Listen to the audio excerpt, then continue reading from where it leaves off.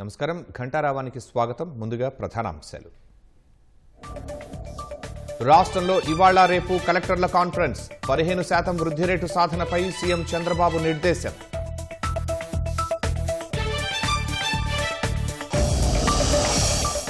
తిరుపతిలో నేడు రెండవ రోజు మహిళా సాధికార జాతీయ సదస్సు. ఆదివారం నాటి చర్చలపై తీర్మానం చేయనున్న ప్రతినిధులు.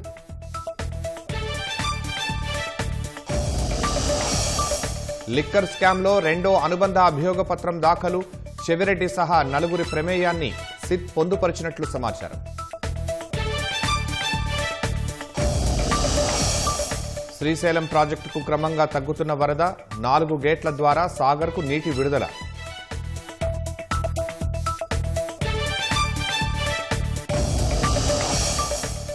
పశ్చిమ బెంగాల్, బీహార్లో నేడు ప్రధాని మోదీ పర్యటన. 16వ కమాండర్ల సంయుక్త సదస్సుకు శ్రీకారం.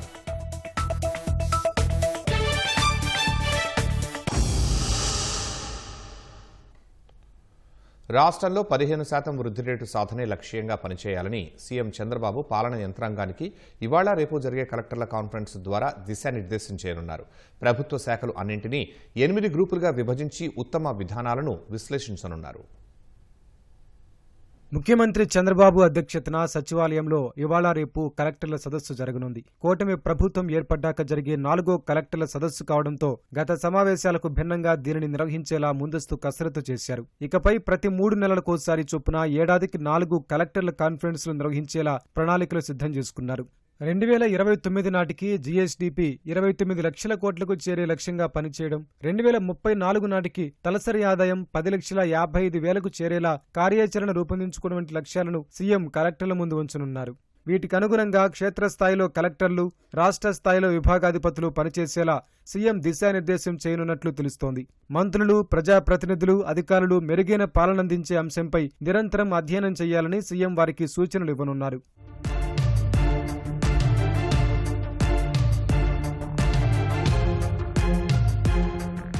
2 రోజుల పాటు జరిగే కలెక్టర్ల సదస్సులో మొదటి రోజున జీఎస్డీపీ అంశంపై ప్రజెంటేషన్లో భాగంగా సేవలు, పరిశ్రమలు, వ్యవసాయం, పర్యాటకం, హౌసింగ్ తదితర రంగాల పురోగతిపై సమీక్షిస్తారు. జిల్లాలు ఆయా రంగాల్లో ఏ స్థానంలో ఉన్నాయన్న దానిపై కలెక్టర్ల నుంచి సీఎం వివరాలు తెలుసుకుంటారు. రెండో అంశంగా సంక్షేమం, సూపర్ 6, అన్న క్యాంటీన్లు, P4 వంటి అంశాలు చర్చకు రానున్నాయి. మూడో అంశంగా లాజిస్టిక్స్, మౌలిక సదుపాయాల ప్రాజెక్టులో భాగంగా రహదారులు, పోర్టులు, ఎయిర్పోర్టులు, హైవేలు, సాగునీటి ప్రాజెక్టులు, ఇంధన రంగాలపై సమీక్షిస్తారు. 4వ అంశంగా Swachh Andhra, circular economy, Panchayati Raj, municipal తదితర అంశాలపై జిల్లాల వారీగా పురోగతి తెలుసుకుంటారు.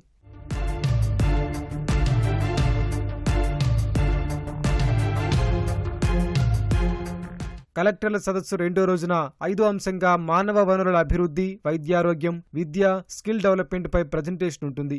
6వ అంశంగా IT, quantum valley, RTGS, RTIH, WhatsApp లో పౌర సేవలు, డేటా లీక్, ఏఐ తదితర అంశాలపై చర్చిస్తారు.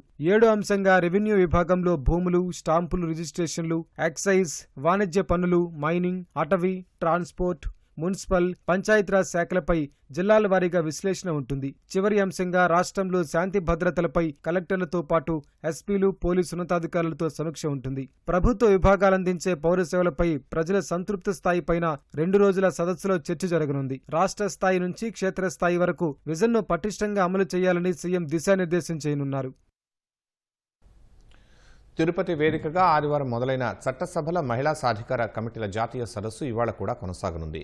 నిన్న మొదలైన సదస్సుకు హాజరైన ప్రజాప్రతినిధులు ఏపీ ప్రభుత్వం, సీఎం చంద్రబాబుపై ప్రశంసల వర్షం కురిపించారు.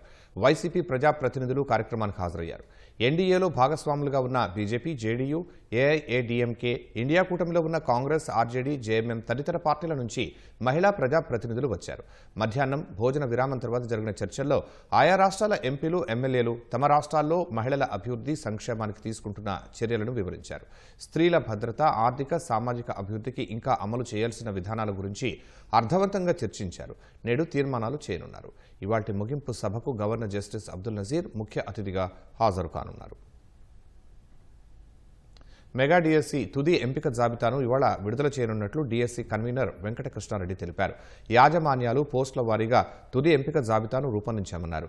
ఈ జాబితాలను జిల్లా విద్యాధికారి, జిల్లా కలెక్టర్ కార్యాలయాలు, మెగా డిఎస్సి అధికారిక వెబ్సైట్లోనూ అందుబాటులో ఉంచనున్నట్లు వెల్లడించారు. మెగా డిఎస్సీలో 16,347 ఉపాధ్యాయ పోస్టుల భర్తీకి ఏప్రిల్ 20న ప్రకటన విడుదల చేశామన్నారు. అభ్యర్థుల నుంచి దరఖాస్తులు స్వీకరించగా 3,36,300 మంది 5,77,675 దరఖాస్తులు సమర్పించారన్నారు. జూన్ 6 నుంచి జూలై 2 వరకు 2 విడతలుగా ఆన్లైన్లో పరీక్షలు పూర్తి చేసి ఆగస్టు 1న తుదికి ఇచ్చామన్నారు. డిఎస్సీలో టెట్కు 20% వెయిటేజీ ఇచ్చామన్న ఆయన 7 విడతలుగా అభ్యర్థుల ధ్రువపత్రాల పరిశీలన పూర్తి చేశామని వివరించారు. మద్యం కుంభకోణం కేసులో రెండో అనుబంధ అభియోగ పత్రాన్ని సిట్ అధికారులు నేడు విజయవాడ ఏసీబీ కోర్టులో దాఖలు చేయనున్నారు. ముడుపుల రవాణాలో కీలకంగా వ్యవహరించిన చెవిరెడ్డి భాస్కర్ రెడ్డి, అతని మిత్రుడు వెంకటేష్ నాయుడు, బాలాజీ కుమార్ యాదవ్, నవీన్ కృష్ణ ప్రమేయంపై ఛార్జిషీట్లో పొందుపరిచినట్లు సమాచారం. వైసీపీ హయాంలో జరిగిన వేల కోట్ల మద్యం కుంభకోణం కేసులో సిట్ అధికారులు రెండో అనుబంధ అభియోగ పత్రాన్ని నేడు దాఖలు చేయనున్నారు. జగన్ కు అత్యంత సన్నిహితుడు, మద్యం కేసులో 38వ నిందితుడిగా ఉన్న చెవిరెడ్డి భాస్కర్ రెడ్డి, 34వ నిందితుడిగా ఉన్న అతని స్నేహితుడు సిహెచ్ వెంకటేష్ నాయుడు, 35వ నిందితుడిగా ఉన్న చెవిరెడ్డి ప్రధాన అనుచరుడు ఎం బాలాజీ కుమార్ యాదవ్, 36వ నిందితుడిగా ఉన్న వ్యక్తిగత సహాయకుడు ఈ నవీన్ కృష్ణల ప్రమేయం, పాత్రపై దర్యాప్తులో వెల్లడైన అంశాల్ని తాజా అభియోగ పత్రంలో పూర్తి వివరాలతో పొందుపర్చినట్లు సమాచారం. మద్యం సరఫరా కంపెనీల నుంచి కొల్లగొట్టిన ముడుపుల సొమ్ములో కొంత మొత్తాన్ని గత ఎన్నికల్లో వైసీపీ అభ్యర్థులకు చేరవేయడంలో చెవిరెడ్డి భాస్కర్ రెడ్డి కర్త, కర్మ, క్రియగా వ్యవహరించినట్లు సిట్ దర్యాప్తులో తేలింది. ముడుపుల సొమ్ము తరలింపు, కలెక్షన్ పాయింట్లకు చేరవేయడంలో చెవిరెడ్డి సన్నిహితుడు వెంకటేష్ నాయుడు కీలకంగా ఉన్నట్లు, బాలాజీ, నవీన్ కృష్ణలు వారికి సహకరించినట్లు సిట్ గుర్తించింది. దీనికోసం తుడా వాహనాలు వినియోగించినట్లు తేల్చింది. ఈ సమాచారంతో పాటు ఆ నిధులు ఎవరెవరికి చేర్చారో ఈ అభియోగ పత్రంలో పొందుపర్చినట్లు సమాచారం. కాల్ డీటెయిల్ రికార్డులు, సెల్ టవర్ లొకేషన్లు, టవర్ డంపులు, డివైస్ యాక్టివిటీ, టోల్ ప్లాజాల దగ్గర వాహనాల కదలికల సమాచారం, ఫోరెన్సిక్ నివేదికల్ని ఈ అభియోగ పత్రంతో పాటు కోర్టుకు సమర్పించనున్నారు. మద్యం ముడుపుల ద్వారా కొల్లగొట్టిన నల్లధనంలో కొంత మొత్తాన్ని వైట్లోకి మార్చుకునేందుకు చెవిరెడ్డి తన బినామీల పేరిట పలు డొల్ల కంపెనీలు ఏర్పాటు చేసుకుని పెద్ద ఎత్తున భూముల లావాదేవీలు నిర్వహించినట్లు సిట్ దర్యాప్తులో తేలింది. తిరుపతి జిల్లా గూడూరు సమీపంలో 6 కోట్ల రూపాయల నగదు రూపంలో చెల్లించి 260 ఎకరాల భూమి కొనుగోలు చేసి 2 నెలల్లోనే దాన్ని 26 కోట్లకు విక్రయించి ఆ సొమ్మంతా వైట్గా మార్చుకున్నట్లు సిట్ గుర్తించింది. తిరుచానూరులో ఆలయ ప్రధాన అర్చకుడి భార్య పేరిట ఉన్న 2.93 ఎకరాల భూమిని నల్లధనంతో కొనుగోలు చేసేందుకు 8 బినామీ కంపెనీలు ఏర్పాటు చేసినట్లు వెల్లడైంది. మద్యం ముడుపుల సొత్తుతో టాంజానియాలో ఇనుప ఖనిజ కర్మాగారం నిర్మాణానికి చెవిరెడ్డి యత్నించినట్లు తేలింది. చెవిరెడ్డి భాస్కర్ రెడ్డి, మోహిత్ రెడ్డి, వెంకటేష్ నాయుడు ఈ ఏడాది జనవరిలో ఆ దేశానికి వెళ్లినట్లు సిట్ గుర్తించింది. తాడేపల్లి ప్యాలెస్ సమీపంలో ఏర్పాటు చేసుకున్న మద్యం ముడుపుల డెన్ కు హ్యాండ్లర్ గా వ్యవహరించిన ప్రణోయ్ ప్రకాష్ తో చెవిరెడ్డి భేటీ అయినట్లు సిట్ కు ఆధారాలు లభ్యమయ్యాయి. గతేడాది సార్వత్రిక ఎన్నికల సమయంలో గరికపాడు చెక్పోస్టు వద్ద పట్టుబడ్డ 8,94,00,000 మద్యం ముడుపుల సొమ్ముతో చెవిరెడ్డికి ఉన్న సంబంధాల గుట్టును సిట్ రట్టు చేసింది. ఈ వివరాలన్నీ సమగ్రంగా తాజా అభియోగ పత్రంలో పొందుపర్చినట్లు సమాచారం. ఈ కేసులో సిట్ జూలై 19న ప్రధాన అభియోగ పత్రాన్ని దాఖలు చేసింది. ఆగస్టు 11న మొదటి అనుబంధ అభియోగ పత్రం వేసింది. నేడు రెండో అనుబంధ అభియోగ పత్రాన్ని వేయనుంది. ఇవాళ వేసే దానితో కలిపి మొత్తం 3 అభియోగ పత్రాలు వేసినట్లవుతుంది. మనీ ట్రయల్ వివరాలు ఇందులో పొందుపర్చినట్లు సమాచారం. ఈ కేసులో సిట్ ఇప్పటి వరకు 29 మంది వ్యక్తులు, 19 సంస్థల్ని నిందితులుగా చేర్చింది. 12 మందిని అరెస్టు చేసింది. 31వ నిందితుడిగా ధనుంజయ రెడ్డి, 32వ నిందితుడిగా కృష్ణమోహన్ రెడ్డి, 33వ నిందితుడిగా బాలాజీ గోవిందప్ప, 30వ నిందితుడిగా ఉన్న పైలా దిలీప్ బెయిల్పై బయటకొచ్చారు. ప్రస్తుతం చెవిరెడ్డి భాస్కర్ రెడ్డి, వెంకటేష్ నాయుడు సహా మొత్తం 8 మంది జైల్లో ఉన్నారు. వీరిలో 4గురిపై తాజా అభియోగ పత్రం వేయనున్నారు. కాకినాడ జిల్లా తుని వద్ద కుమరిలోవా ప్రాంతంలో పోలవరం ఎడమ ప్రధాన కాలువ నిర్మాణ పనులు చురుగ్గా సాగుతున్నాయి. 5వ ప్యాకేజీలో అన్నవరం నుంచి తుని వరకు సుమారు 18.65 కిలోమీటర్ల మేర కాలువ నిర్మిస్తున్నారు. 352 కోట్ల రూపాయల అంచనాతో చేపట్టిన ఈ పనులను ఈ ఏడాది డిసెంబర్ నాటికి పూర్తి చేయాలని లక్ష్యంగా పెట్టుకున్నారు. ఇందులో భాగంగా కుమ్మరిలోవ వద్ద 123, 115 మీటర్ల ఎత్తు ఉన్న 2 కొండలను తొలుస్తున్నారు. వీటిని 28 మీటర్లకు తొలచాల్సి ఉంది. రోజుకు సుమారు 25,000 క్యూబిక్ మీటర్ల మేర తవ్వుతున్నారు. అన్నవరంలోని పంపా రిజర్వాయర్, తుని వద్ద తాండవ పరివాహక ప్రాంతాల్లో 2 అక్విడెక్ట్లు నిర్మిస్తున్నారు. ఈ ప్యాకేజీలో earth work 50%, CC lining 32%, structure concrete పనులు 63% పూర్తయ్యాయి. చందుర్తి, కత్తిపూడి, బెండపూడి, అన్నవరం, గవరయ్య, కోనేరు ప్రాంతాల్లో జాతీయ రహదారి మీదుగా కాలువ నిర్మాణానికి సర్వీస్ రోడ్డు పనులు సాగుతున్నాయి. శ్రీశైలం జలాశయానికి వరద ప్రవాహం క్రమంగా తగ్గుతోంది. జూరాల, సుంకెసుల ప్రాజెక్టుల నుంచి వరద తగ్గుతూ ఉండడంతో 3 గేట్లు మూసివేశారు. ప్రస్తుతం 4 గేట్ల ద్వారా నాగార్జున సాగర్కు నీరు విడుదల చేస్తున్నారు. శ్రీశైలం ప్రాజెక్టులో 1,45,763 క్యూసెక్ల నీరు చేరుతోంది. శ్రీశైలం నుంచి 2,05,782 క్యూసెక్లు విడుదల చేస్తున్నారు. పోతిరెడ్డిపాడు హెడ్ రెగ్యులేటరీ నుంచి 30,000 క్యూసెక్కులు, ఎడమగట్టు విద్యుత్ కేంద్రం నుంచి 35,315 క్యూసెక్కులు, కుడిగట్టు విద్యుత్ కేంద్రం నుంచి 30,919 క్యూసెక్కులు విడుదల చేస్తున్నారు. 4 స్పిల్వే గేట్లను 10 అడుగుల మేర ఎత్తి 1,09,548 క్యూసెక్కుల నీటిని నాగార్జున సాగర్కు విడుదల చేస్తున్నారు. శ్రీశైలం పూర్తిస్థాయి నీటి మట్టం 880 అడుగులు కాగా ప్రస్తుతం 883.50 అడుగులకు చేరింది. ప్రాజెక్టు పూర్తిస్థాయి నీటి నిల్వ సామర్థ్యం 215.80 టీఎంసీలు కాగా ప్రస్తుతం 207.41 టీఎంసీలుగా కొనసాగుతోంది. చెల్లి షర్మిలతో ఉన్న దీర్ఘకాల వైరుధ్యాలు, రాజకీయ కలహాల కారణంగానే Jagan national company law tribunal ఎన్సీఎల్టీలో పిటిషన్ దాఖలు చేశారని తల్లి వైఎస్ విజయమ్మ పేర్కొన్నారు. అన్నా చెల్లెలి వివాదాల్లో తాను ఇరుక్కుపోయానని ఈ మేరకు చెన్నై ఎన్సీఎల్ఏటీకి నివేదించారు. రాజకీయ మైలేజీ కోసమే జగన్ ఇదంతా చేస్తున్నారని వాపోయారు. ఎన్సీఎల్టీ హైదరాబాద్ బెంచ్ను జగన్ ఆశ్రయించడానికి కారణం చెల్లి షర్మిలకు ఆయనకు మధ్య ఉన్న రాజకీయ కలహాల్ని పరిష్కరించుకునే ప్రయత్నం తప్ప మరోటి కాదని తల్లి విజయమ్మ చెన్నైలోని ఎన్సీఎల్ఏటీకి నివేదించారు. అందుకోసమే సరస్వతి పవర్ లిమిటెడ్లో వాటాల బదలాయింపు, రిజిస్టర్లో వాటాదారుల పేర్ల మార్పుపై ఎన్సీఎల్టీ హైదరాబాద్ బెంచ్లో జగన్ పిటిషన్ దాఖలు చేశారని విజయమ్మ పేర్కొన్నారు. ఇద్దరూ తన పిల్లలు కావడంతో వారి రాజకీయ గొడవల్లో చిక్కుకున్నారని ఆవేదన వెలిబుచ్చారు. కుటుంబ వివాదానికి కార్పొరేట్ రంగు పులిమి, వాటిని జగన్ తన రాజకీయ మైలేజీకి వాడుకోవడం విచారకరమని వాపోయారు. గిఫ్ట్ డీడ్లు కుటుంబ సభ్యుల మధ్య జరిగిన ఒప్పందమని, చట్ట ప్రకారం దానికి ప్రాధాన్యముంటుందన్నారు. జగన్ దాఖలు చేసిన పిటిషన్ కార్పొరేట్ వివాదానికి సంబంధించింది కాదని, అన్నా చెల్లెళ్ల మధ్య రాజకీయ వైరుధ్యాల ఫలితమేనని విజయమ్మ తేల్చి చెప్పారు. ప్రైవేటు, వ్యక్తిగత వివాదాలకు కార్పొరేట్ రంగద్దే తమ ప్రతిష్టను దెబ్బతీసి అక్రమంగా రాజకీయ లబ్ధి పొందే ప్రయత్నమేనన్నారు.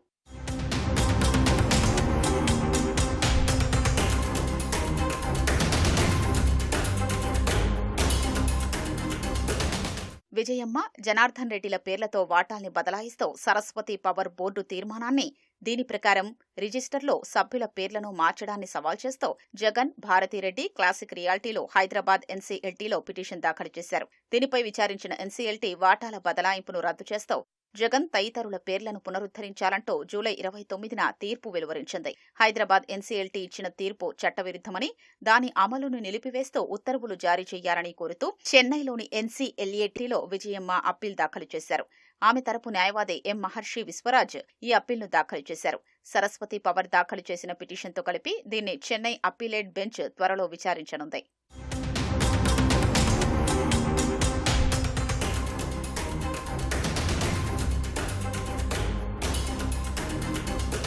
సరస్వతి పవర్లో తాను ప్రధాన వాటాదారునేనని చెన్నైలోని ఎన్సీఎల్ఏటీలో దాఖలు చేసిన అప్పీల్లో విజయమ్మ స్పష్టం చేశారు. వాటాల బదలాయింపునకు ముందు తనకు 48.99% వాటాలు ఉన్నట్లు పేర్కొన్నారు. 2021 జూలై 26న జగన్ 74,26,000, భారతిరెడ్డి 40,50,000 వాటాల్ని ప్రేమతో తన పేరిట గిఫ్ట్ డీడ్లు ఇచ్చారని వివరించారు. 2021 ఆగస్టు 14న డైరెక్టర్ పదవికి జగన్ రాజీనామా చేశారని పేర్కొన్నారు.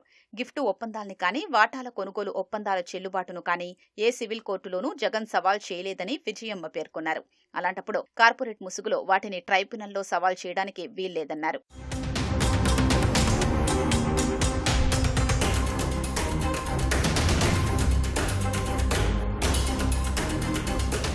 ఒరిజినల్ వాటా సర్టిఫికెట్లు తన వద్దే ఉన్నాయంటున్న జగన్ ఎన్సీఎల్టీలో పిటిషన్ వేసిన సమయంలో జత చేయలేదని, తాను కౌంటర్ వేశాకే వాటిని సమర్పించారని విజయమ్మ తెలిపారు. పిటిషన్ వేసినప్పుడే ఎందుకు సమర్పించలేదన్న దానిపై స్పష్టత లేదన్నారు. చట్టబద్ధంగా ఏర్పడిన సరస్వతి కంపెనీని అనవసరంగా జగన్ వివాదంలోకి లాగారని ఆక్షేపించారు. వాస్తవాల్ని పరిశీలించడంలో ట్రైబ్యునల్ విఫలమైందని విమర్శించారు. చెన్నైలోని ఎన్సీఎల్ఏటీలో అప్పీల్ పెండింగ్లో ఉండగా ట్రైబ్యునల్ ఉత్తర్వుల్ని అమలు చేస్తే సెటిల్ కాని 99.75% వాటా అస్తవ్యస్తమవుతుందని విజయమ్మ ఆందోళన వెలిబుచ్చారు. సభ్యుల రిజిస్టర్పై యథాతథ స్థితి కొనసాగిస్తే జగన్, భారతిరెడ్డి, క్లాసిక్ రియాల్టీలకు ఎలాంటి నష్టం వాటిల్లదని విజయమ్మ తెలిపారు. ట్రైబ్యునల్ ఉత్తర్వులతో జగన్, భారతి, క్లాసిక్ రియాల్టీల పేర్లను తప్పుగా పునరుద్ధరిస్తే తనకు నష్టంతో పాటు మరిన్ని వివాదాలకు తెరతీసినట్లవుతుందని చెన్నైలోని NCLATకి విజయమ్మ నివేదించారు. ఇంటర్ విద్య డైరెక్టర్ కార్యదర్శిగా IAS అధికారి నారాయణ భరత్ గుప్తాను నియమిస్తూ ప్రభుత్వం ఉత్తర్వులు జారీ చేసింది. ఇంటర్ విద్య డైరెక్టర్ కృతిక శుక్లను ఈ మేరకు రిలీవ్ చేశారు. ఇటీవల పల్నాడు జిల్లా కలెక్టర్గా కృతిక శుక్ల బాధ్యతలు స్వీకరించారు. కృతిక శుక్ల స్థానంలో నారాయణ భరత్ గుప్తా నియమిస్తూ విద్యాశాఖ కార్యదర్శి కోన శశిధర్ ఆదివారం ఉత్తర్వులు జారీ చేశారు. Andhra Pradesh real estate regulatory act RERA చైర్పర్సన్గా శివారెడ్డి నియమితులయ్యారు. గుంటూరు జిల్లా ఫిరంగిపురంకు చెందిన ఈయన అమరావతి రైతు ఉద్యమంలో జేఏసీ కన్వీనర్గా, ఉద్యమ పరిరక్షణ సమితి అధ్యక్షులుగా వ్యవహరించారు. శివారెడ్డిని రెరా చైర్పర్సన్గా నియమిస్తూ ప్రభుత్వ ముఖ్య కార్యదర్శి ఎస్ సురేష్ కుమార్ ఆదివారం ఉత్తర్వులు జారీ చేశారు. రెరాకు 4 సభ్యుల్ని నియమిస్తూ మరో జీవో జారీ అయింది. సభ్యులుగా ఎం వెంకటరత్నం, దామచర్ల శ్రీనివాసరావు, మెరువ వెంకటేశ్వర్లు, జజ్జవరపు కులదీప్లు నియమితులయ్యారు.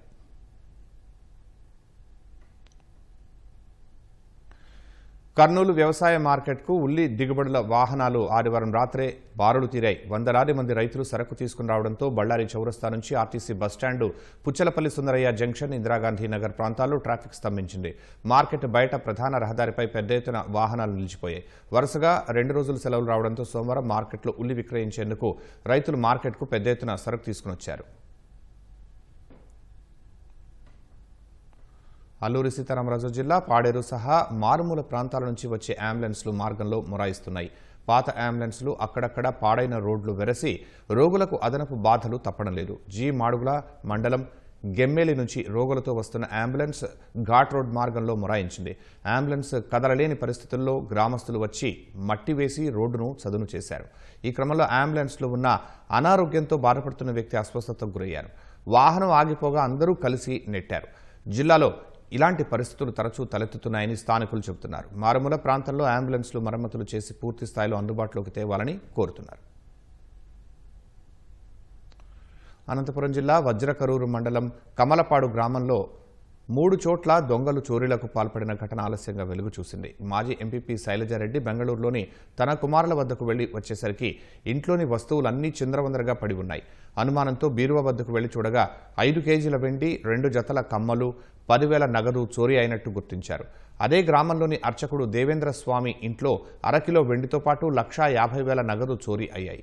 స్థానిక శివాలయంలోని హుండీలు పగలగొట్టి నగదును ఎత్తుకువెళ్లారని పూజారులు పోలీసులకు ఫిర్యాదు చేశారు. ఒకే గ్రామంలో 3 చోట్ల దొంగలు నగదు, ఆభరణాలు ఎత్తుకువెళ్లడంతో రంగంలోకి దిగిన పోలీసులు కేసు నమోదు చేసి దర్యాప్తు చేపట్టారు.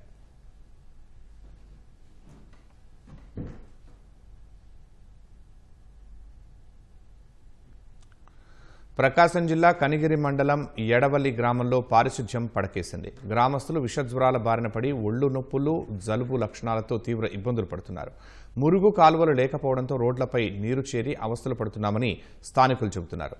సమస్య పరిష్కరించాలని పలుమార్లు సర్పంచ్కి, అధికారులకు విన్నవించినప్పటికీ స్పందన కరవైందని వాపోయారు. మురుగునీటిపై దోమలు చేరి రోగాల బారిన పడుతున్నామన్నారు. ఇప్పటికైనా ఉన్నతాధికారులు తమ గ్రామంలో పేరుకుపోయిన మురుగునీటిని తొలగించే చర్యలు చేపట్టాలని గ్రామస్తులు కోరుతున్నారు. వర్షం పడితే నీళ్లు నిలబడి మురికిగా ఉండి జ్వరాలు, వైరల్ ఫీవర్ వస్తూ ఉంది జనాలకి. ఆ రాత్రులు పడుకోవాలంటే చాలా ఇబ్బందిగా ఉంది చుట్టుపక్కల ఇళ్లలో అందరికీ. కొంచెం వర్షం పడ్డా కూడా గుంతలు నీళ్లు, మురికి నీరు అసహ్యంగా ఉంది. గుంతలు మా గ్రామ సర్పంచ్ని అడిగితే మాకు సంబంధం లేదు, మాది గవర్నమెంట్ కాదు, మేము వైసీపీ, ఈ పని మేము చేయలేము, మా చేత కాదని మాట్లాడుతూ ఉన్నాడు. మాకు అధికారులు స్పందించి మా ఈ రోడ్డు వేయవలసిందిగా కోరుతున్నాం. ఇక్కడ నుంచి 1 కిలోమీటర్ ఉంటుంది. రాను పోవడానికి ఇక్కడంతా మురికి ఎక్కువైపోయింది. బాగా వెళ్ళటానికి కష్టంగా ఉంటుంది. ఈ గుంతలు సరి చేయాల్సిందిగా మేము సర్పంచ్ని అడుగుతున్నాము. మరేమి ఇప్పుడేం పట్టించుకోలేదు ఈ రోడ్డు వరకు. మా ఊరు పోవాలంటే ఇటు నుంచి పోవాలి. నైట్ పూట రావాలన్నా పగులు రావాలన్నా బురద ఎక్కువైపోయింది. నైట్ పూట అన్ని కుక్కలు కూడా ఉన్నాయి. దీనివల్ల చాలా ఇబ్బంది అయిపోయింది మాకు. దీనివల్ల ఒక పంచాయతీ వాళ్ళు పట్టించుకుని ఎవరు లేడు, కనీసం మున్సిపాలిటీ వచ్చేవాడు కూడా లేడు. ఈ రోడ్లు అట్లా ఉన్నాయి. అక్కడ చూడండి ఒకసారి, మొత్తం మురికే. ఆడ వర్షం పడితే సార్ మొత్తం అన్ని దోమలు కానీ, ఒక బ్లీచింగ్ కొట్టేవారు కానీ ఎవరు లేరు.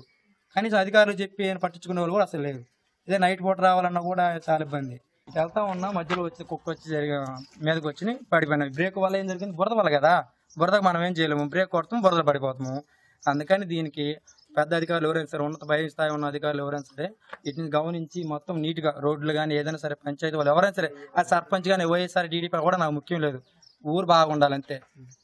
సైడ్ కాలాలు ఉంటే డ్రైనేజీ కాలంలో వాటర్ వెళ్ళిపోతాయి. ఇది ఎటు మార్గం లేకపోయా డౌన్ అయిన కాడికి మొత్తం వచ్చేసేస్తుంది నీళ్ళలో నీళ్ళు. జ్వరాలంటే అందరికి ఉన్నాయి. మాకు అసలు చూడడానికే చండాలంగా ఉంది. మామూలుగా ఆ వాటర్లో నడిచి వెళ్తే మనకి ఇక అనారోగ్యం పాలవడం ఎవరైనా సరే. ఒకరికి వస్తే ఇంట్లో అందరికి వస్తాయి జ్వరాలు. ప్రధాని నరేంద్ర మోదీ ఇవాళ పశ్చిమ బెంగాల్, బీహార్లలో పర్యటించనున్నారు. ఇప్పటికే కోల్కతా చేరుకున్న ప్రధాని ఈ ఉదయం భారత సైన్యానికి చెందిన ఈస్టర్న్ కమాండ్ ప్రధాన కార్యాలయంలో 16వ కంబైన్డ్ కమాండర్స్ కాన్ఫరెన్స్ ప్రారంభిస్తారు.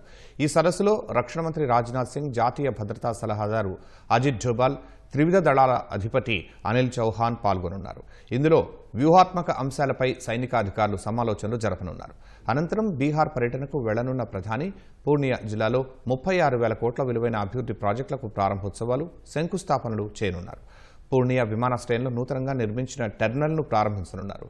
ఈ ఏడాది బడ్జెట్లో ప్రకటించిన మేరకు జాతీయ మకానా బోర్డును ప్రధాని ప్రారంభించనున్నారు. భారత నౌకాదళంలోకి మరో యుద్ధ నౌక చేరింది. దేశీయంగా అభివృద్ధి చేసిన ఐఎన్ఎస్ ఆంధ్రోత్ను Garden Reach ship builders and engineers సంస్థ నౌకాదళానికి అప్పగించింది. కోల్కతాలో జరిగిన కార్యక్రమంలో ఈ యుద్ధ నౌకను భారత నౌకాదళం తరపున రియర్ అడ్మిరల్ రౌనిస్ సేత్ అందుకున్నారు. రక్షణ రంగంలో స్వయం సమృద్ధి దిశగా ఇదో ముందడుగు అని నౌకాదళం పేర్కొంది. 80% పరికరాలను దేశీయంగా అభివృద్ధి చేశారని తెలిపింది. 77 మీటర్ల పొడవున్న ఈ యుద్ధ నౌకలో తేలికపాటి టార్పెడోలు, యాంటీ సబ్మెరైన్ రాకెట్లు ఉంటాయని garden Reach ship builders and engineers సంస్థ తెలిపింది. తీర ప్రాంతాల్లో నిఘా సామర్థ్యాలను బలోపేతం చేయటం, యాంటీ సబ్మెరైన్ ఆపరేషన్ల కోసం ఏఎస్డబ్ల్యూ, ఎస్డబ్ల్యూసీ నౌకలను అభివృద్ధి చేసే బాధ్యతను garden Reach ship builders and engineers సంస్థకు అప్పగించారు. మొత్తం 8 యాంటీ సబ్మెరైన్ యుద్ధ నౌకలను సరఫరా చేయాల్సి ఉండగా ఇప్పటికే 2 యుద్ధ నౌకలను భారత నేవీకి అప్పగించింది. నేపాల్లో గత వారం జరిగిన ప్రభుత్వ వ్యతిరేక నిరసనల్లో హింసను ప్రేరేపించిన వారిపై తగిన చర్యలు తీసుకుంటామని తాత్కాలిక ప్రధాని సుశీలా కార్కి తెలిపారు. హింసాత్మక ఘటనల్లో మృతి చెందిన వారిని అమరవీరులుగా గుర్తించి వారి కుటుంబాలకు 10 లక్షల నేపాలీస్ రూపాయలను ఇస్తామని చెప్పారు. క్షతగాత్రులకు ఉచితంగా చికిత్స అందిస్తామని కార్కి వెల్లడించారు. కాఠ్మండూలోని సింగ్ దర్బార్ సచివాలయంలో నూతనంగా నిర్మించిన హోంశాఖ భవనంలో సుశీలా కార్కి ప్రధానిగా బాధ్యతలు చేపట్టారు. ఈ నెల 9న ఆందోళనకారులు ప్రధానమంత్రి కార్యాలయాన్ని తగులబెట్టడంతో నేపాల్ ప్రభుత్వం పీఎంఓను హోంశాఖ భవనంలోకి తరలించింది. ఆస్తుల విధ్వంసానికి పాల్పడటం నేరపూరిత చర్య అని సుశీలా కార్కి అన్నారు. దేశవ్యాప్తంగా దెబ్బతిన్న పోలీస్ పోస్టులకు వెంటనే మరమ్మతులు చేపట్టాలని అధికారులను ఆదేశించారు. మరోవైపు ప్రధాని సుశీలా కార్కి సిఫార్సు మేరకు నేపాల్ అధ్యక్షుడు రామచంద్ర పౌడల్ 3 మంత్రులుగా నియమించారు. వారి ప్రమాణ స్వీకారం ఇవాళ అధ్యక్ష కార్యాలయంలో జరగనుంది. కర్ణాటకలోని మంగళూరులో ఓ తుక్కు దుకాణం కళాఖండాల నిలయంగా మారింది. తన దగ్గరకు వచ్చే చెత్తలో అరుదైన పాత వస్తువులను సేకరించే తుక్కు వ్యాపారి ఇబ్రహీం ఖలీల్ వాటిని ఓ చోట పేర్చి మ్యూజియంగా మార్చారు. 20 ఏళ్లుగా ఈ వ్యాపారం చేస్తున్నప్పటికీ 8 ఏళ్ల క్రితమే ఖలీల్కు ఈ ఆలోచన వచ్చింది. ఆయన సేకరించిన వాటిలో నాణ్యాలు, పాత కరెన్సీ నోట్లు, టేప్ రికార్డర్లు, బ్లాక్ అండ్ వైట్ టీవీలు, వాచీలు, కాయిన్ బాక్స్లు, వాక్మెన్లు, టెలిఫోన్లు, ల్యాంటర్న్ వంటి వస్తువులున్నాయి. కొన్ని రకాల పుస్తకాలను భద్రపరిచి విద్యార్థులకు ఉచితంగా పంపిణీ చేస్తున్నారు. ఖలీల్ మ్యూజియంలో 100 ఏళ్లు పైబడిన కళాఖండాలు కూడా ఉన్నాయి. ఈ మ్యూజియంను సందర్శించే విద్యార్థులకు ఖలీల్ ఆ వస్తువుల కథను వివరిస్తారు.